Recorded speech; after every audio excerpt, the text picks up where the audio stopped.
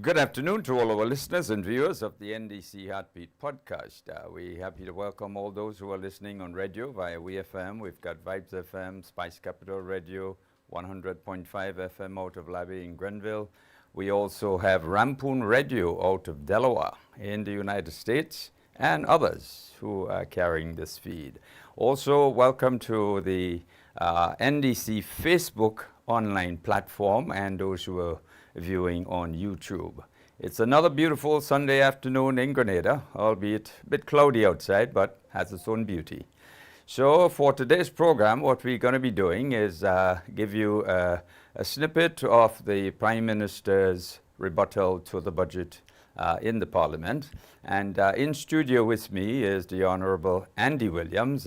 We'll be chatting later on matters regarding budget, the constituency, what is happening within his ministry, and lots of other good stuff. So stay with us. Back with you in a moment after this snippet from the Prime Minister on his rebuttal in Parliament. Stay with us.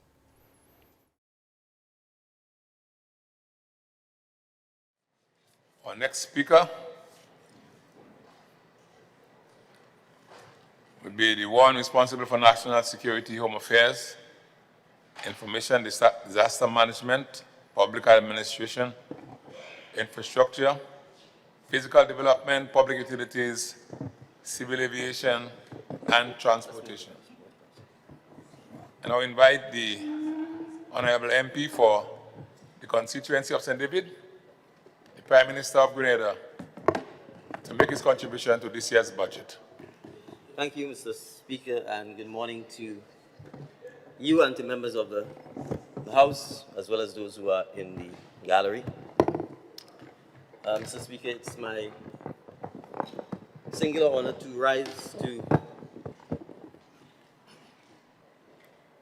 support the bill known as the Appropriation Bill, which sets out the estimates of revenue and expenditure for the year 2026 as presented by the Honourable Member of Parliament for St. Patrick East and the Minister for Finance.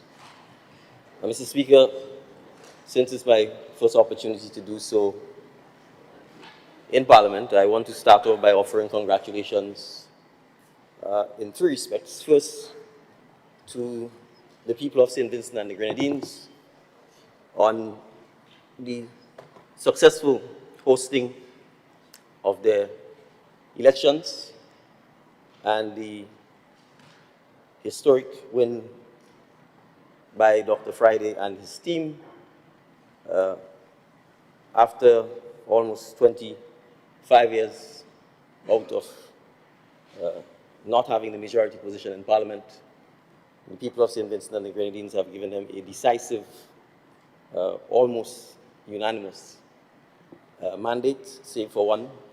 And so I want to congratulate the people on historic elections. I wish to congratulate Dr. Friday on his team on a historic win, and to wish him and the government and people of St. Vincent best wishes as collectively in the region we continue to navigate the challenges that small island developing states face.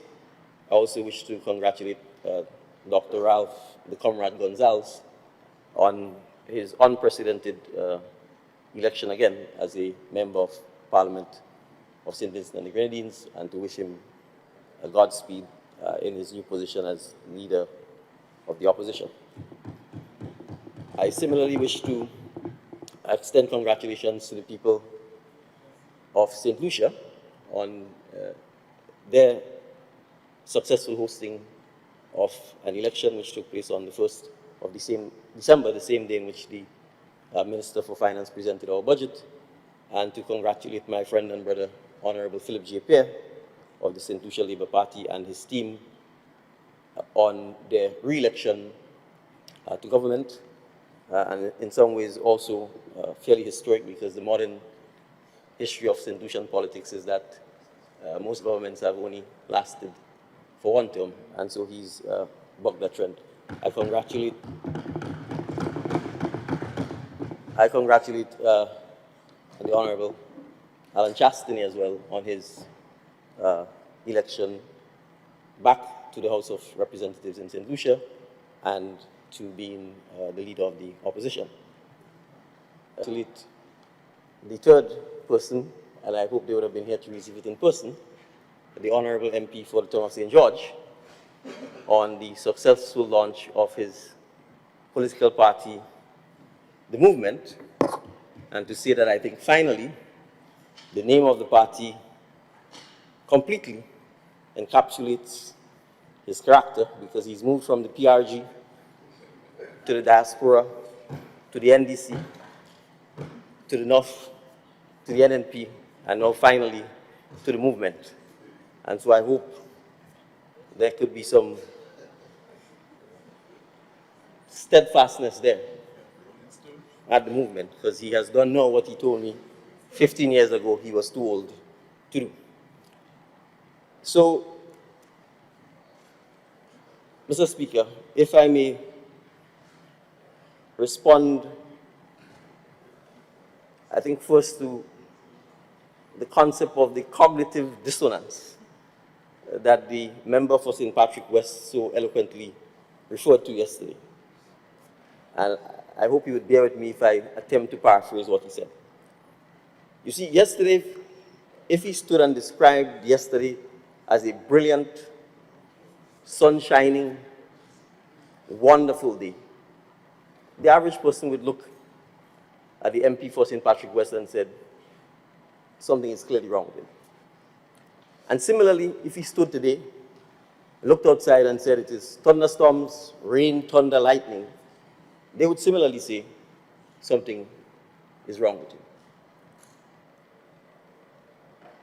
And so when I hear the learned member of Parliament for the town of St. George stand and says, we need to hold politicians accountable, I'm having some cognitive dissonance myself, because unless he's not a politician, unless he's not the member for the town of St. George, I find it remarkable that he doesn't seem to think he needs to be held accountable as a member of Parliament for the town of St. George. He took an hour, did a presentation, said he was thanking the people of the town of St. George. He seemed to have forgotten that he's gotten $240,000 as a constituency allowance, and doesn't seem to think accountability involves explaining to the people of the town of St. George what he's done with the constituency funds. So if you want to talk about holding politicians, and I assume he's describing all of us here, accountable, the easiest thing is to start with self. I would have thought he was going to say, so Mr. Speaker, when an old lady or a young person comes to me seeking medication, I take out the constituency allowance and I pay. I didn't hear that. So when we come and we say we want the quality of the debate to be improved, we want to work together, we are working together. When we decided to improve parliamentary democracy, it is committees made up of both sides of the House that agreed to the 10,000 constituency allowance, so that we could work for the persons who elected us. So let us show what accountability is like.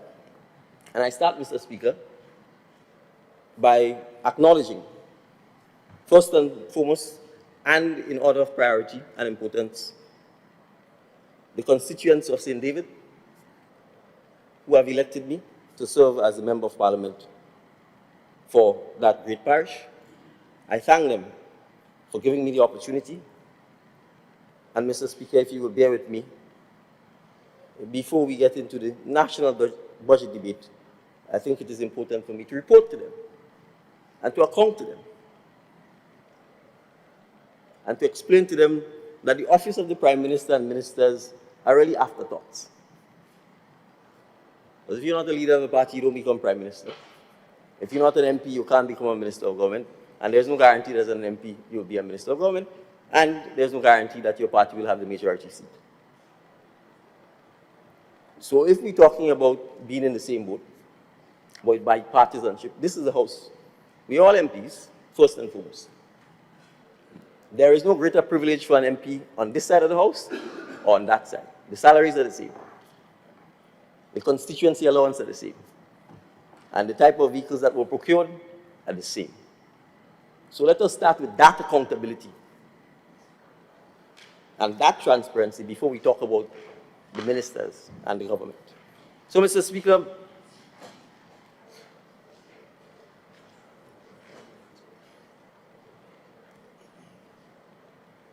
I wish to speak to some of the things that has been taking place in the parish of St. David,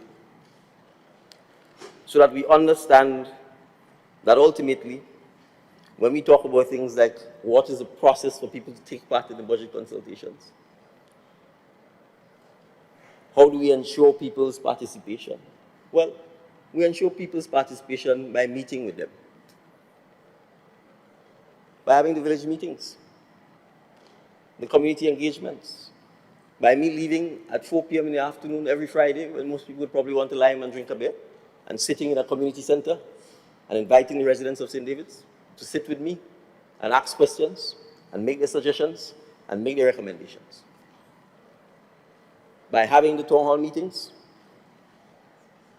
the community meetings, the community engagements, by walking the streets, by knocking on doors, by sitting in the constituency offices that the Parliament provides for, and hearing and listening to our constituents for as long as they come.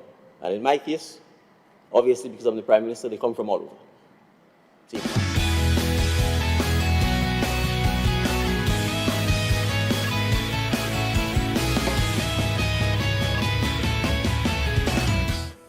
Welcome back to the NDC Facebook, to the NDC episode for today. I was about to say that more of this, the presentation by the Honourable Prime Minister, can be accessed via the GIS page, also the NDC Facebook online platform.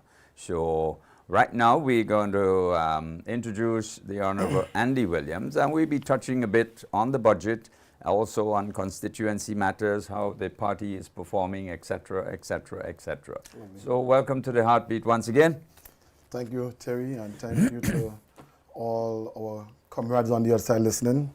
It's always a pleasure to be here and on the Heartbeat. Wonderful, fantastic. Yes. Yeah. Tell me, what are your thoughts on the budget recently presented by the Honourable Minister of Finance? What are your thoughts on it? Well, all in all, to me, it was a progressive budget. Mm-hmm. And it was a budget that showed development. And one of the mistakes we make, Terry and Grenada, is that when we look forward to a budget, we look at sometimes, what are the giveaways from the budget. Mm-hmm. But this budget focuses on development, not just for today, but for the future. Right. And if we have to build a Grenada for our children, we have to really manage and use our resources wisely. Mm-hmm. So this budget really focuses on that. Okay. I can tell you that Grenada, as it stands, has one of the fastest growing economy in the region, with a growth rate estimated at about 6.2%, 2025. Very healthy. That's when all is said and done. Inflation is under control, which is 0.7%, which is very low. All right. Unemployment. Yep. We have an historic low unemployment rate of 7.5%. That is reflected in the difficulty in getting workers, especially for construction projects. Yes, and even at the budget debate, though, I listened to the member for the Tongue of St. George, and he was speaking about the participation rate, and saying that, alluding that part of the reason why the unemployment rate is low is because the participation rate is low. But when you look at the statistics, I can tell you that the participation rate is constant. Yeah, this year you had rates being in like around 6 to 1.5%, and that is in accordance to the rates in the past. Right. So it's not a case where there's a low participation rate. I think he was incorrect by saying that. Okay. But if you look on the ground, I have spoken to contractors even this week, and they say, Minister, it's hard to get workers. So it's reflecting what is on the ground. So when I heard that in Parliament, I said, no, this time you had it wrong. Yeah? Okay, but help us to understand, in the budget, there's been less money allocated to capital expenditure Right. at this point. How So- do you explain that? The leader, sorry, not the leader, sorry, the former leader of the opposition, that Dr. Mitchell, in his rebuttal, or his presentation, he made reference to that also. Now, in the past, a capital expenditure is one that has an end date, right? A recurrent expenditure is one that reoccurs all the time. Indeed. You have some projects that are not recurrent expenses, but they are not capital expenditure Okay. because it's continuous. Yep. For example, like in the Ministry of MIT, we have the Visible Transformation Project, where we do the relic vehicles and so. That does not have an end date. Right. It is continuous. Okay. It is not a Recurring recurring expenditure. No, it's not a recurring expenditure, but it is called initiatives in the budget, meaning that it's not a capital expenditure, but it's one that we will keep on incurring every year as we go along. Continuous spending. Continuous spending. So that is why you will see in the budget the capital part of it is lower, because these expenses are placed into something called initiative, which is a new category that we would have seen in this year's budget. Okay. Yeah. All right. Well, let's go to youth and education. Right. Tell us, give us some explanation as to what is happening in that particular category of youth and education expenditure. Well, this administration believes in investing in our youth. And, let me just say this, that kudos to our Minister of Sports, Delma Thomas, Honorable Delma Thomas. And you are seeing the tremendous job she has done when it comes to even the lighting of our playing fields. For years, you have a telescope, playing field was lit this year, and even Progress Park. Right. Progress Park is, you can say, the home to SAS, the home to the schools in that vicinity. And, if you ask me, it's one of the most prestigious playing field in the country. Right. And imagine for years that no one thought about, even though they thought about it, but no one did the obvious thing, and it's to light that playing field. So no, I passed this some time back, and I saw people was, enjoying the activities in the playing field, and that is what you want. You want your community to be actively involved, not just in the day, but even you could come from work, you could say, let me just go to the Progress Park and do some activities up there, the football clubs, the cricket clubs. All of those clubs can now engage in activities. You have the St. David's, which is the Last Address. That, again, work was done on the lighting there. Even in my constituency, you have the Monuge. For years, Terry, I can tell you, even before I got involved in politics, you would hear people saying, boy, if you have lights in Monuge, folks can go home, come back in the afternoon and enjoy a nice game of cricket, a nice game of soccer also. And now we have just that. In the Limes playing field, we have that too. In Springs playing field, we have that too. And these things are not happening close to, sometimes when election is close, we do it. We are just 3.5 years in office, and we are doing all these things. So that's one. Even the basketball courts, which falls my ministry, we are working along with the Ministry of Youth and Sports to assist in the refurbishment of the basketball courts. When I saw a just completed competition on the Grandlands court, and I saw the talent of these young fellas, it was just amazing. You had teams from St. Mark, from St. John, all over Grenada. Wow. And when you see our young men being involved in these activities, Terry and Grenada, it's a joy to see. In addition to this, there's one called Inel Sembanad, a young basketball rising star from Grenada. Yep. I saw him play on the Grandlands basketball court. And just about 2 weeks ago, he's in the US, so he got a scholarship. Yep. And just about 2 weeks ago, I saw him making ESPN top 5 plays of the week. Wow. Imagine having a Grenadian in basketball making, it's top 10, but he was number 5 in the top 10. Wow. That was just a joy to see. Fantastic. So when it comes to education and youths. We continue to, the budget show that we continue to invest in the free tuition for TAMCC and NULO. Right. I saw that being taken a hit by the opposition, saying that, what about the transportation? But I'm saying if you have tuition to pay for, you have transportation to pay for, and the bigger chunk of it, we now give you a relief on that. $810. $810. That's a big relief. Right. So what baffled me is when I heard, I think the Honorable Kate Lewis was speaking about that, and I'm saying if a parent, let's say transportation is $500 for the month, and tuition is $810 for the month, that's $1,310. If a parent now have to pay just $500 for the month, why is that a bad thing? Well, naturally so indeed, and I doubt it's that much You anyhow. understand? And you have some parents who have 2 or 3 children going to college. So 810 by 3, that's 24.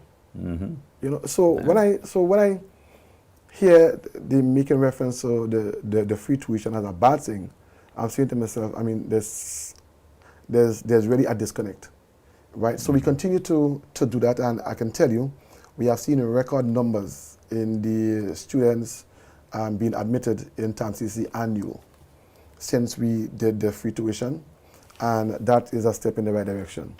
In the 3 years since we been in office, Terry, we have awarded approximately 709 scholarships to young students in 3 years in the field of medicine, arts and science, etc. Total of $226 million. Wow. Yeah. The value of those scholarships. Value. And that's a study in our own St. George University and other universities around the world. So it shows you that the emphasis we place on education, it means probably in a year, we are spending about $75 million to educate our young people in Grenada, Carriacou, and PD Martinique. So these are not things that you may see on the surface, like probably a handout. But I believe, and we believe, if we invest in our young people, that is where the real transformation lies. Indeed. Right? A more educated nation is a nation that will be more sustainable, and development will be much easier. And I want to say this, first time, right? For the first time, again, let me applaud the Minister of Education, Minister David Andrew, and the Prime Minister, because they were able to strike an agreement with St. George University for 30 medical scholarships. 30. Wow. Starting January 26. Fantastic. Right? So it shows you, again, our investment, where we are investing in our young people. This has never happened, Terry. This is tremendous. I'm tremendous. And you see, sometimes as a nation, I just want to warn us on something, right? Because even when I was campaigning, I tell people, when they come and say, Minister, give me a beer. I say, I can give you a beer. But in 2 minutes' time, that drink gone. But if I find out exactly what your situation is, and I try to help you, then I can be helping you for the long term. Right. And sometimes, we look at a budget and say, let me see what we get in as a temporary relief now. But, when you watch places like Singapore and all these places who were like poor before, and even South Korea, they invested in education. And today, you can see the results of those investments. So we continue to invest. When you could talk about the e-books that we would have had, with the laptops, about 3,875 laptops for ones and two. Major impact. Major impact, right? We can talk about the schools that we are helping to rebuild. For example, the St. Louis Catholic Secondary School, St. Andrews Anglican Primary School, Grenada Christian Academy, to name a few. Even in the Limes, the School for Special Education, we are not leaving anyone out. And these are investments we are making in our country. So I just want to really emphasize that. We believe in skill training also, and we have allocated funds in the budget so that we can come up with some centers of excellence for our young people. Right. So that those who are not academically inclined have an avenue that they can, look to. And not just taking it from a stage where someone finishes school and they wonder like what to do, so let me go and learn a trade. Learn the trade from since you're in secondary school. Learn the trade. As a matter of fact, world projections right now is that those who have a skill will be much better off than those who have academic qualifications. Because with the emergence of and the development of artificial intelligence, so much is being done by AI. AI. Is that the man with the skill is the one who is really going to be earning the dollar. Yes, correct. Correct. Tell me something. I noticed that the Imani, there's been less provisions provided. What's the rationale for that? Right. So as we are young people, let me just tell you how, the money did what it did in terms of it provided an income for young persons who were unemployed. I commend the program for that. However, what it did, it kept them in a state where they were satisfied with getting the stipend, and hampered them from really improving themselves. For example, case in point, you have teaching assistants being an Imani. Right. They will not have maths and English, but they will be an assistant. But they will not be confirmed if they do not have maths and English. Right. So what you have is that you will have a situation where someone will be a teaching assistant for 10, 15 years and just cannot move their life forward. Exactly. And they be in a situation where they are an Imani and they just stagnant. What that does, the more people you have on that program, it will create a mismatch in the economy when it comes to employment. Because what will happen is that you will have vacancies that you just cannot fill because the people are not qualified. What the program should have done was to, yes, provide a sense of employment, but also provide an avenue where the same workers, right, could have improved themselves so that if a vacancy comes up, they can transition from being an Imani to full employment. But it didn't do that. And that's why you may have some young people, when you watch the unemployment rate of young people in the country, it moved from 40 to 20%. But we still need to get it down. All right. But if it was a case where our youth were being trained at the same time, they could have taken advantage of some of the opportunities that lies now. Right. So what we have done, what the Minister of Sports and her team did, right, that's Minister Delma Thomas, they transitioned people from the Imani to full employment. Okay. Right. It's have some business places that would have had workers for years, and the government is paying them, and they're working in the private firms. Okay. So what we did, we let the private places confirm them on a permanent payroll, and we regularized some that really and truly had the qualifications for the job. So, and that's what we are doing.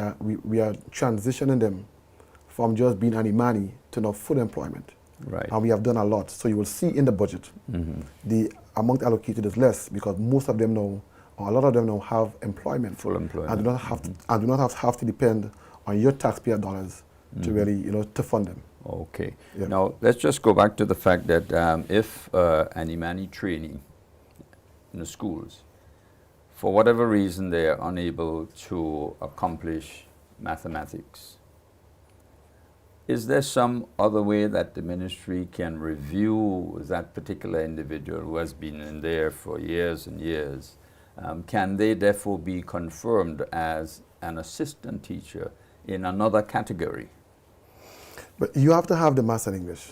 Well, you see, this is it. Yeah. Not everybody can grasp, for example, mathematics. Right, but again... But they are excellent in other areas. Right, but you see, Terry, let me just tell you this, and our public, when you look at the results in the CXCs and so, you will see the lowest mark that we would have achieved, and so when you look at the pass grades, is in maths and English. Yeah. It means that as a region, not just Grenada, as a region, we have to really review how we teach maths and English, how it is grasped, and if the methods we are using are the correct methods.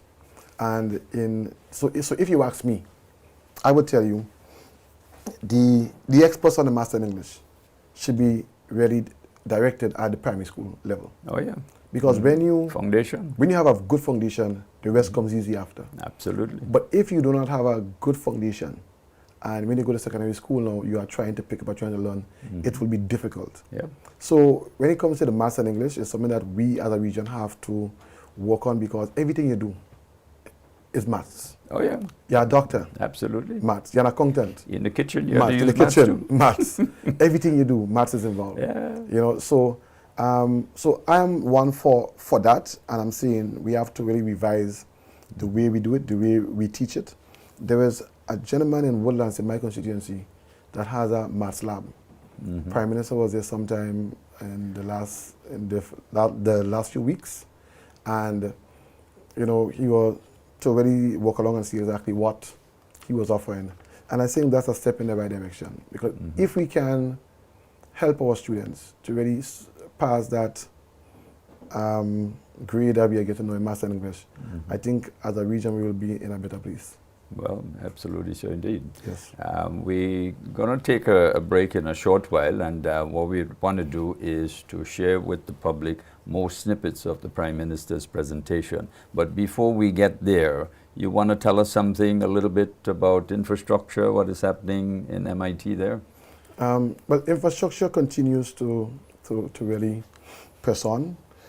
We are, if you look at what is happening now, let's talk like in the south now, right? We are doing the UKSIF project. Right. Now, this project is a largely inconvenient. It's inconvenience to our people, and we understand that. But sometimes, you know, in order to reap the benefit, we have to make some sacrifices. No, that is true, but you know, people don't like those kind of sacrifices, right, but we need to educate them on that process. Because look at this, I mean, I lived it last year in the south of the island when we had the drought we had. It affected the south a lot. Oh, yeah. Cases where you open your pipe, you can't get water.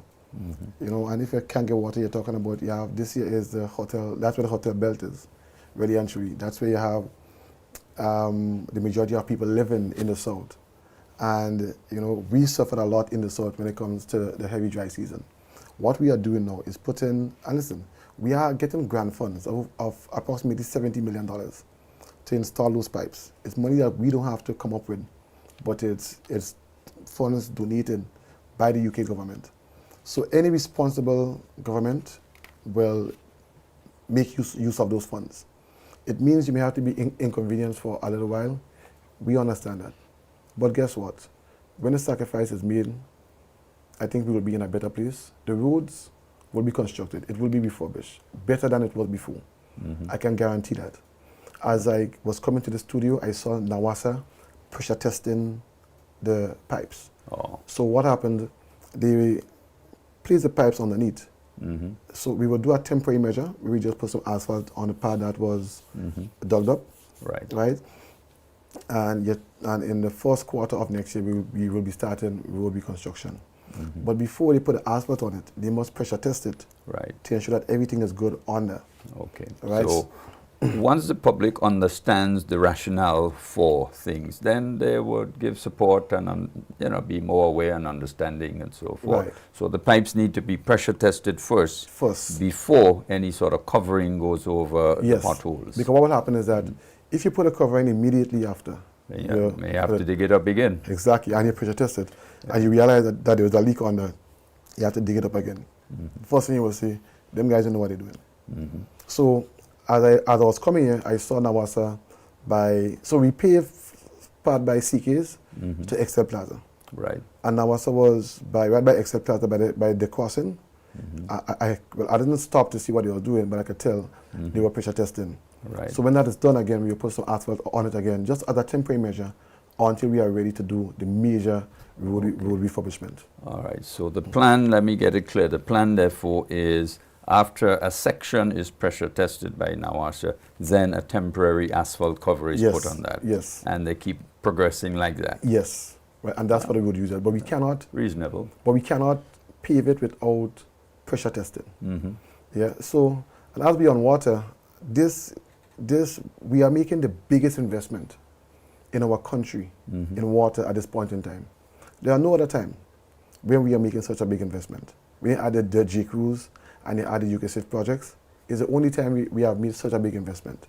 Even in Montrouge, Guankai, Montrouge, we just placed a tank on the hill up there.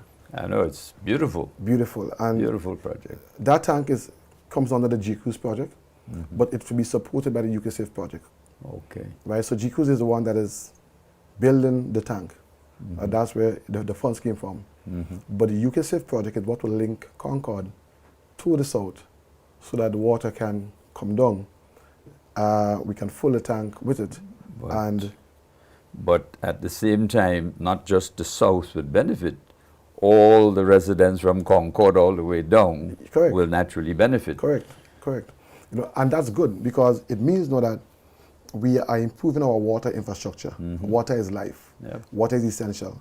And when I traverse a lot of places, and when I go on certain places, for example, in Granance Valley on the hills, and when when you ask them, do you get water? No. They have to wait until the night when folks are not using the water for the pressure to come up by them. True. But if we can fix or replace those pipes as we are doing now, it means that now water could turn up the pressure a little more. And these places we cannot get water now will be able to get water. Yep. As it is in the case of the same tank on Guankai and Monouge, the water will flow with gravity because it's at a high point. Exactly. And lines were already run in housing scheme. The lines are ready to facilitate people in that way. Okay. So all in all, I'm saying that, you know, the infrastructure, the water infrastructure, is the most we have spent on water infrastructure any time in Grenada history. And that is for development. That is the transformation we are talking about. Oh, that is major. Yes. That is major. Yes. Those pipes are how big? Is it 8 or 10 inch? Either 8 or 10 inch. I Yeah, don't want to tell you one. Yeah, it looks like about. Yeah. And it's not a kid. But Terry, let me just say this. As we are on transformation, well, yeah, no, that is transformative. Because since I was, as a little boy going to school, I was going to GBSS, Palmer was a primary school at those time. And when you tell people you live in Granance, they will laugh at you and see the desert, the place that doesn't have water. But now we are fixing that. So imagine how much years ago, since in the 90s. Now, so we're moving from a 2-inch pipe to an 8-inch pipe. That's a major development there. But transformation is not only about the physical. Yes, the physical can help. For example, my ministry, MIT, we have been instrumental in the special housing program, where we assisted, listen, I'm talking about assisted people that when you watch the conditions, it was so hard to bear. Some of these folks, no one will look at them. Yeah, and as a government, I'm proud to say that we did not leave them behind. Of course, we have more to do. We have more to do. We have demands that's crazy. As a government, we see our people every day asking for housing assistance, and we know they need it. Right. But what really matters to me, or what touches me, is when a young student who cannot study properly because of the housing condition, a grandmother who cannot sleep properly because her roof is leaking, the parent who can't really make it, but guess what? They have children and they have to show up every day, strong, tough, but really and truly they are breaking inside because of the condition. Yep. So when you see we do all those improvements and with the housing assistance and so, and people's lives are changed because of that, that to me is a real transformation. Absolutely. But while I'm on that, I know I'm going a little long, but while I'm on that, one thing, and I don't want to just talk about, all good. I want to say exactly the challenge that we have to work on as a nation. And, sometimes, Terry, our mindset needs to shift a bit. As a nation, you hear employers talking about workers all the time. And you have people now that don't want to work. They prefer to just get a hustle, make a hustle, and not build something. Yeah? I remember when I started to work, I was making like $1,200 a month. And it started to grow and grow and grow. But I was working every year, Some folks know they want to make a hustle and not a job to keep them permanently employed and grow. And that is something that we have to change. Even we talk about business places, but we have to explain to our workers listen, you have to increase productivity. You have to push for your business place to really make more for even day to pay you also. And I see employers every day talking about that. So yes, we are trying our best to create opportunities, but our people too have to have the mindset, hey, I want to achieve, I have to work for what I want, and let me put my best foot forward. So that must go hand in hand. And when we come back, I want to talk about the youth economy, because sometimes people talk about what do you have for the youths. 2026, to me, is a year of the youth. Fantastic. And when I present the youth economy to you, when we come back, you will see exactly why I'm saying that. Wonderful. Yeah. Okay, so we take a short break. We have a NDC ad, which we would like to share with you. So back in a moment.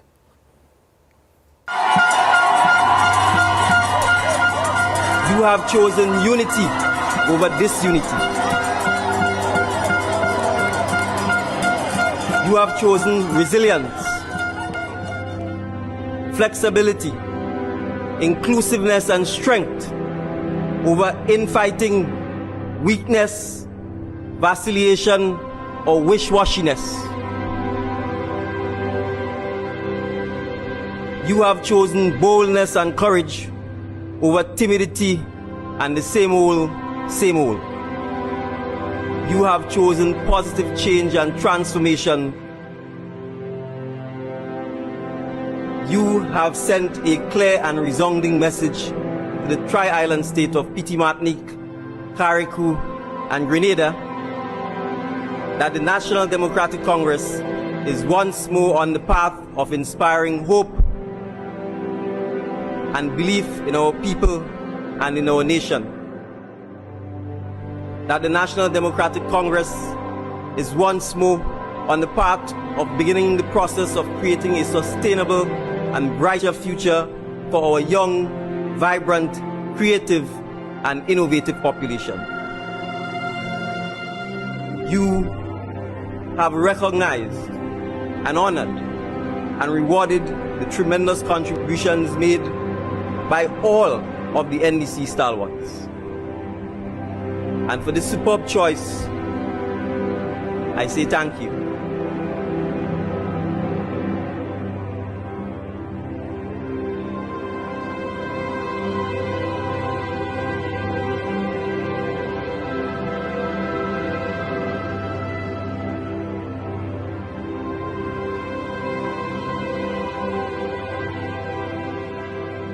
Welcome back to the NDC Heartbeat podcast for this beautiful, what appears to be a cloudy Sunday afternoon in Grenada. We're grateful for the rains. Minister, you were telling us before we went on the break, the youth economy. What is happening there and how are we progressing with youth employment and opportunities? So basically, as an administration, we understand that whatever we do have to be impacted by data and by what the country needs. Imagine going into a restaurant to have dinner with your wife, and when you're there, someone just gives you something to eat, not what you want. You will not be satisfied. Not at all. And we believe the same thing. When you watch our employment figures, or the unemployment figures, you see that other areas are low, but the youth employment, it moved from 40 to 20. Yeah. And we realize that we still have work to do. Now, one of the drawbacks that we saw was that, our youths, they want to do different things. And what is there for them when it comes to that? So what we did, we brainstormed and we thought about creating a youth empowerment agency called YE, right? YE. And it's a YE, right? And that will be a dedicated employment agency. YE. All right. It will be a dedicated institution for youth, right? It will unify programs like the Empower, Elevator, Youth Biz into structured pipelines for entrepreneurship, leadership, and civic participation. Good. We have in the budget approximately $15 million allocated for that. And we're looking to launch this program by June of 2026. What that is, YE will target specific areas. And because there are times when our youth they have ideas, and they want to put those ideas into action. But tell me now what avenue we have to really facilitate that. You send them to a bank. If they go to a bank, and a bank cannot see the profitability in the items, in the areas, they will not get you. So we as a government thought that it was necessary for us to really support our youth. Have this agency that's there, so that when our youth have an idea, we can fund those ideas. It could take on grants, it could take on the form of a loan. The grants will be lower than the loan. And so what happens in that case is that our youth now, they can get support for their ideas. Because not everyone wants to be work in a bank or lawyer or doctor. And we can breed entrepreneurs. So we are teaching our youth to not to be workers, but also be entrepreneurs. They can be the creators, right, and not wait for someone to create and they work along. So for example, let me just give an example. You have someone, when they go on the streets, people will have the plantain chips, and they will package it in the little clear plastic bag and sell it. So, but if you go to Bermuda's, you will see some of the same plantain chips. I think it's salt danza or something, right? Packaged nicely, same thing. So why can't we have a lot of plantains here. We just invested, after Beryl, close to $40 million we give back to our farmers in agriculture. So why can't we help our farmers to move from the stage, or not just the farmers, but even we can have entrepreneurs that can buy the plantain from our farmers and not just fry it and put it in a clear bag, but make your packaging even better. Yeah, and to me, if we can do that now, and we can start exporting and all these things, we are creating an avenue for our youth to really explore. And if by doing that, Terry, you have all the creative minds that's there. When you're a youth, me and you all already, right? Speak for yourself. Right. But you have creative minds. Sometimes things that we did not think about when we were younger, they are the ones that are doing it now. So why stifle those minds? Why not try to help those minds to be more creative and to take things to the next level? Right. So sometimes people ask, what is there for the youth? And this agency is aimed at really helping our youth to propel by giving them the support that they need. Because sometimes, you hear them saying that, I want to do this, I want to do that, but where can I go? And as a youth, again, you have a business idea, the hardest thing to do is to fund it or to get funding for it. But guess what? If you want to buy a car, it's the easiest thing to get. So we are helping our youth to get into debt and not helping them to really further their creative minds. And this is what this is geared for. And again, that is transformation. Absolutely. So when you watch these things, and all over the world, you see youths, look at the Facebook. When that was created, there wasn't no old person that did that. No. Mark and so were young guys. Young people. But if they did not get the support to really propel, where would be Facebook today? And these businesses are millions, it's what, millions and so, billions, Billions. over the world now. Well, what I would like to suggest with this great program is that you have mentorship opportunities for the youth. Yes. Retired professionals.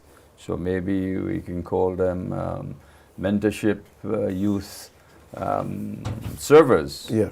So the persons program, who would wish to serve the youth in mentorship capacity. right. So, they don't go off track, they are guided Correct. along a path Correct. to success. And that is included in the program.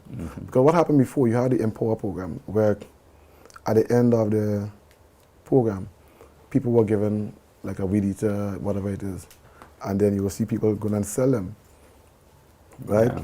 So what we are doing now is to, in terms of the agency, they will have a portion of it that is dedicated towards monitoring, evaluating, but also we are going to teach our students how to do a business plan. Right. And the financial literacy. Because what kills small business is that people do not make the distinction between business and personal. And when they make money, they take it and put it into the personal use and not put it back into the business. That's the number one thing that kills business. Number two thing that kills business, small businesses, is that no one takes inventory. Yep. So you don't know if your business is going up or if it's going down. You don't know where to cut, where to increase spending. You're just spending. You're just spending. So we will add the financial literacy part to it. So we are not just giving our young people a chance to go out, but we are equipping them with the tools so that they can succeed. And what can happen if you get a grant and the grant, you do well, then you can go on to the loan component where you can expand that business idea even more. So we will have targeted areas that we want to really focus on, so that we are not just doing things wildly, but we are doing things in a structured manner so that we can build a country at the same time. But these are programs for our youth, let me just say. Sounds great. Yes. And I like the acronym YAY. Yeah. Yeah. Yeah. Yeah. So how are you going to refer to the older folks, as you say, the mentors? Right. You call them May? And let me just say, when we talk about youth, we're talking about it is from 18 to 35. Yeah, of we're course. Talking about when we speak Yes. about youth. So you don't want no old youth. You want real youth. So you can imagine, Terry, if we can get that unemployment rate down from the 40 to the 20 to 10, Yep. can you imagine the Fantastic. economists say when you had 5%, you had full employment. Yep. That's what economists say. Yeah. So imagine us getting Grenada to full employment. Yeah. You know, it Because means there will always be persons who don't want to work. that's true. That's true. There's nothing you can do about that. And the unemployment rate, if you don't want to work, it doesn't take you into consideration. Mm-hmm. But I can tell you, when you look at Grenada today, you have a lot of people employers who are looking for workers Yeah. and can't get workers. That's true. Yeah. So all in all, Terry, we are working on that. Even on housing too. Prime Minister announced in his speech what we are doing with housing, Mm-hmm. right? And I know the Chinese housing that we got, Yeah. you know, sometimes I say, if someone give you a bread today and a bread tomorrow and a bread the next day, after a while they will get fed up of you. But if you give someone a bread today and you see they make use of that bread, and tomorrow they can buy one for themselves, it makes you feel proud. Mm-hmm. So, you know, now we are proud to see that even with the Chinese units and the sale of it, we have funds now that we can use now to even not depend on the Chinese again, but we can take those funds and invest it back into Grenada, where we can better spend more on housing for our people. Yeah. Now, if we did not do that, it means that we have to depend on the Chinese, go back to them and beg them and say, hey, we want another unit XYZ place. Yeah. So all in all, you know, and if you look at the Marquis and the Mount Rush, the housing scheme, it needs attention, yeah? Mm-hmm. But the way it was done, it was not done in a way to really sustain itself. So if we come into office and we do the same thing, we see the negatives, and we do the same thing, it means that something is wrong with us. Yep. So although we got criticism for how we did the St. David's and the Bouchergeau and so, we got criticism, but all in all, it's a better way of doing it so that it can be more sustainable. Mm-hmm. Our people can live in better living conditions, and all in all, it will be good for the country because now we don't have to go back and beg, but we can use those same funds that we receive to invest it back. Yeah. Yeah, and I always say that these units to me would have been perfect for the South, because the South land is limited in the Right. south of the island. Mm-hmm. But all in all, that's where people migrate to most of the time for job opportunities. Mm-hmm. So if you have these units where you can go vertical instead of horizontal, Yeah. it means that you can use less land space and more people can benefit from these housing opportunities. And now we have a chance to do it. We don't have to wait on someone to come and do it for us again. Yep. So all in all, it's a way to be more self-sufficient while we grow our country and we develop our country in the process. Right. Yeah. Okay. Well, time already? I don't time know. has quickly caught up with us. It's 5-1. So let's chat a little bit about the party. Right. As General Secretary in your capacity, give us an update as to what is happening party-wise. So as General Secretary, we are doing our best to work on our party organs. I can tell you our women's group, they're doing a wonderful job. Oh, yes. Yeah, they just had a function not too long ago, well attended at the Trade Center, and the leadership there is very good. And we continue to press on because, you know, ladies, no one can do it as the ladies. Men, we cannot do it as the ladies. When ladies come together to organize, trust me, they are better than us. Indeed. Yes. They're bad. Yes. And as it is now, we are recruiting youths, a lot of youths on our team. We sent out an expression of interest not too long ago, and we got a lot of youths wanting to join our NDC team. Right. Because we understand, Terry, I understand that, you know, leadership has its time. And, you know, as my bishop said, we don't believe in leaders for life. We believe that when it's time for your turn, when it's your turn, then you will serve, right? And when that time is complete, it means that you have to get out of the way for someone else to serve. Yep. So I tell you, as an MP in the South, as a minister, I would love to see young people take over the mantle for me to move forward. And why I have the time to be at the back to mentor them. It means that when we tell a young person they can be anything, they can be what they want to be, it should not just be talk, it should be action. Yep. Yeah? And if we can help grow these young people, it means that Grenada will be in a better place. And let me just say this. In the revolution time, you would think that, the guys who were involved with Morris and so were old guys. But I hear Mr. Chris Derricks tell me he was the youngest Minister of Health, probably in his early 20s. Yep. It shows that time passed, our young people had ambition. Oh, yeah. And they did not run from responsibility. So I'm saying we have to get that back. We have to, sometimes when you ask young people about politics, they tend to shy away from it. But if they don't come, if we don't give them the encouragement to come, to put their skills and everything into this country, it means that our country will always be on the back burner. If we give them the chance to come and encourage them to come and take part in the country's affairs, we will be in a better place. Yeah, well. So I want to encourage every young person today, get involved in your country's affairs. Now what I see though, which is disappointing, when we as young people get involved in politics, you have the older folks who were there before, just continue to just attack, all sorts of things. For me, Terry, you could attack me, doesn't matter, doesn't move me. I understand when I was getting into this is politics. So people will attack you left, right, and center. And if I couldn't take the attacks, I would not have gotten involved in politics.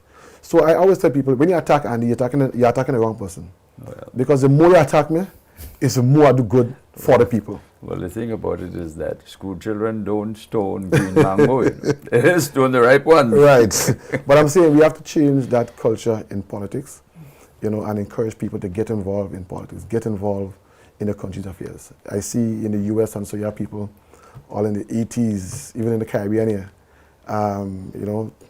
at the leadership stage. And I'm saying, while I'm not against age, but we have to really give our young people a chance to, under proper guidance, to get involved in the country's affairs so that they can use their knowledge and everything that they have gained to move the country in the right direction.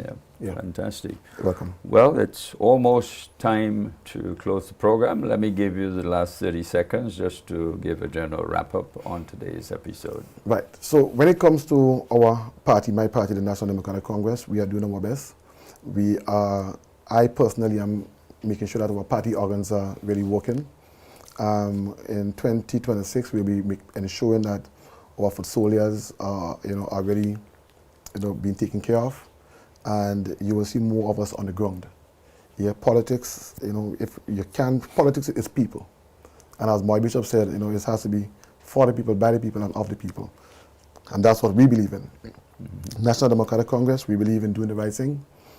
Our standards are high, and our dream is to ensure that we have a better Grenada for our future and for our children and their children, so that in years to come we can boast and say, look at where Grenada was and look at where Grenada is now. So I want to encourage everyone, if you have not joined yet, join the National Democratic Congress. We are open. We want as much people to join this team as much as possible, because the team is as strong as its members. And I want to just see that that we are a progressive unit, and we do not believe in terms of negativity, but what we believe in how is finding ways how we can move Grenada forward. And I had a choice before I got involved in politics. Yeah, do I join a team, which team to join? And when I saw the values of this party, I chose to join this team. Now, in saying this, I have nothing against the other teams. I believe that we have to live in love and harmony. It doesn't matter if you're on the other team, I still love you, we will still talk.